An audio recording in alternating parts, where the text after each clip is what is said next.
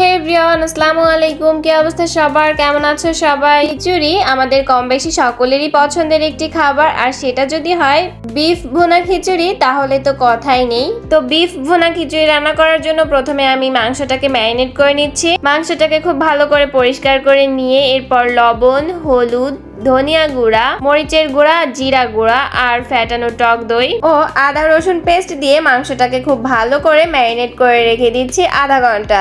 এখানে টক দইটা অপশনাল, যে কেউ চাইলে দইটা স্কিপ করতে পারো। কারোর কাছে বেশি সময় থাকলে 2 ঘন্টা ম্যারিনেট করে রেখে দিতে পারো, এতে করে মাংসটা খেতে অনেক বেশি মজা হয়। এরপর আমি এখানে 2 কাপ পরিমাণ মসুরের ডাল নিয়ে নিয়েছি আর নিয়েছি 2 কাপ পরিমাণ চিনি গুঁড়া চাল।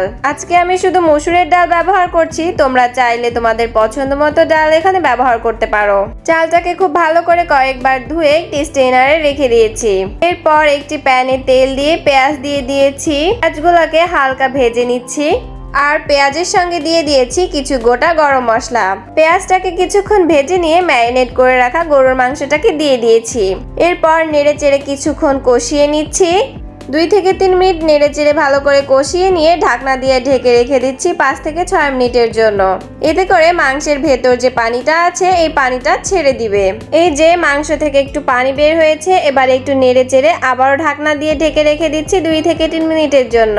এরপর ঢাকনাটি তুলে সুন্দর করে আরো কিছুক্ষণ কষিয়ে নিচ্ছি। আজকের মাংসে আমি কোনো পানি ব্যবহার করিনি, মাংস থেকেই যতটা পানি বের হয়েছে ততটুকু পানি দিয়েই আমি মাংসটা রান্না করে নিয়েছি। চুলার লো আঁচে রান্না করলে মাংস থেকে যতটা পানি বের হয় অতটা পানি দিয়ে মাংসটা রান্না হয়ে যায়।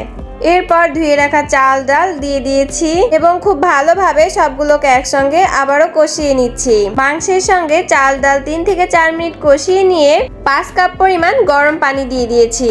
এরপর চাল ডাল মাংসের সঙ্গে পানিটাকে খুব ভালো করে নেড়ে চেড়ে মিশিয়ে নিচ্ছি আর দিয়ে দিচ্ছি কিছু কাঁচা মরিচ। এরপর ঢাকনা দিয়ে ঢেকে রেখে দিচ্ছি চুলার লো মিডিয়াম আঁচে 5 থেকে 7 মিনিটের জন্য।